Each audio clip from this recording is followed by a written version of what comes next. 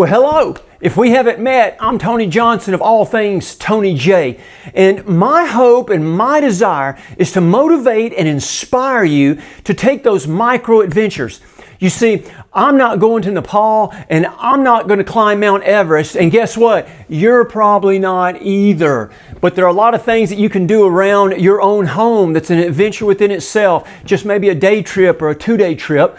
And even some of those are going to be even of the physical nature. And that's what we've been talking about during these episodes, is that I have entered, and crazy stuff, a 48-hour endurance race. Now, what I haven't told you so far is that last year I placed 3rd overall in the 24-hour event, and I placed 2nd in my age group. Don't forget, I'm a big ultra runner, 220 pounds, and I'm 57 years old. But if I can do it, you can too. And so, what's on the agenda for today? Well, here's what you're going to see. I'm going to give you a training update on how things are going, and then I'm going to show you what I pack for a 48-hour race. A lot of people ask me that. What do you take with you? Well, today, that will be known to all that watch this video. And then I'm going to give you my 3 race goals, because it's about go time. The race is right around the corner. And so with that, I want to encourage you to go hit that subscribe button, turn on those notifications, and keep following along this incredible micro adventure as I attempt to break the 100-mile mark and maybe even further. But you'll have to find out. Hold on. You'll have to wait and see, because that'll be part of my race goals. So let's go ahead and get started.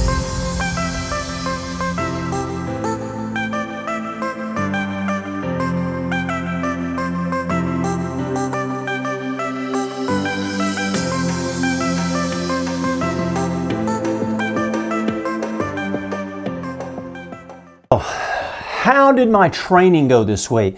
Well, we're reaching a point where I'm getting real close to race day. And whenever you get really close to race day, what you're trying to do is taper. And so a lot of my training has kind of, well, tapered down a little bit. My long runs aren't as long, and each day now I'm trying to do walk practice. A lot of people don't put enough emphasis on walking, and yet in an ultra like this, 48 hours, you're going to walk. And so it is that I keep trying to get out and just get some mileage in. And it's been a long road up to this point, because I've been training for weeks and weeks and weeks. Even before I started this episode, I'd already been training some.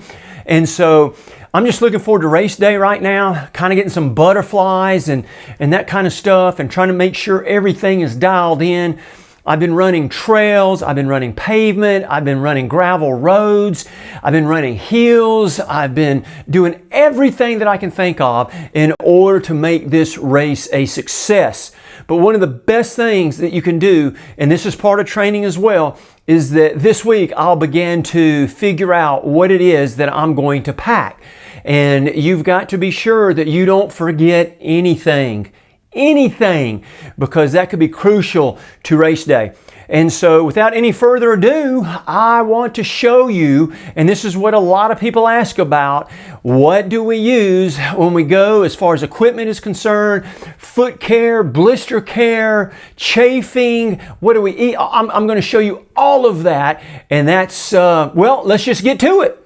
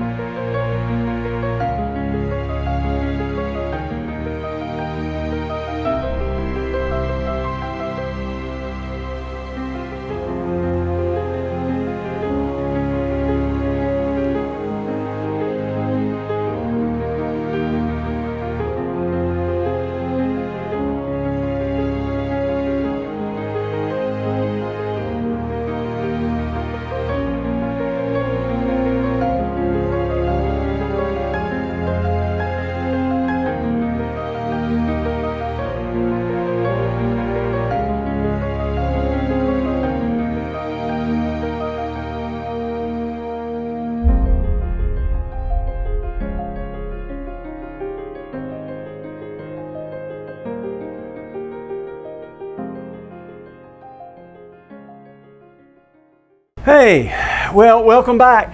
That kind of gives you an idea of the majority of the things that I carry, but I'm gonna give you a little bonus tip. I always carry a metal chair. Now, why a metal chair? Now, every runner is gonna be different, but when it gets early in the morning and I've been running all night, maybe 23 hours or plus, my legs feel like my quads will snap like a twig. So every time I sit down, it becomes almost next to impossible for me to stand back up and work the kinks out again. And so when I've taken soft chairs like that fold up in a bag, it did not work out well because it was hard to try to get up. I'll give you even one better than that. If you can set up your metal chair near a fence post or a tree or your canopy leg, that is fantastic because when you sit down, you've got something to pull yourself up on. I know that sounds crazy, but that's really something that is an incredible tip that you'll use over and over and over. Now, something else I didn't tell you about, but you saw them, are the headlamps. I cannot tell you what it's like early in the morning when you're tired, and at this particular race there are no lights. It is as dark gets, frogs chirping, everything, crickets, you name it. And they even make sure that you know that if you went around one time and you didn't see a twig and you come back around again and you see one, it's probably not a twig, it's a snake. So without any further ado, what I want to do now is give you my top three goals. I try to do this every race. The third one normally is just to finish. But in a 48-hour race, if you start and make it one lap, you have finished. So that didn't really apply to timed races. And so this is my number 3 goal. And I'm going to be honest with you, it is ambitious. It is ambitious. But my top 3 goal is this: race past 100 miles. Race past 100 miles. That's a good goal.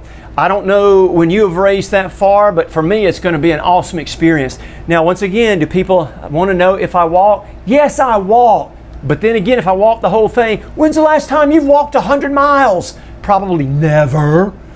And so what's number 2? Number 2 is a little more ambitious. Number 2 is to finish top 3 in my age group. So far, there are 7 people that are in that 55 to 60. 55 to 60, remember I'm 57, that are going to be racing. So I want to finish top 3. Just to give you an idea how I did last year in the same race, is that I finished, I finished second in my age group, and I pulled a top 3 finish for the overall race. And so I did okay. But now here is the one that's really going to push me and stretch me, and that's always got to be goal number 1. Goal number 1 is that one that you may and may not be able to accomplish, but you don't want to sandbag on it and grow soft either. So what would that look like? My number 1 goal is to finish top 10 in the entire 48-hour event. Currently, there are over 30-something people registered. Now, you might say, well, that doesn't sound like very many people. Well, hey, let me tell you something. Not very many people try to run for 48 hours or run over 100 miles. And so this kind of gives you kind of an idea. I've told you what I carry with. Well, I didn't tell you everything that I carry, because don't forget, this is a race, and I don't know if any of my competitors might be watching it, but I'm not going to give them everything that I do. You're going to have to come out and beat me heads up. And so it's odd to be this age and still be this competitive, but I am looking so forward to this race. And so I want to encourage you to be sure and go and subscribe, because when you subscribe, you hit those notifications, comment. I try to answer all my comments. Give me a like. Sure could use that. And the next time that we see one another, guess what? You'll find out if I reached and met any of my goals. Because right now, as we used to say in powerlifting, it's time to get down or lay down.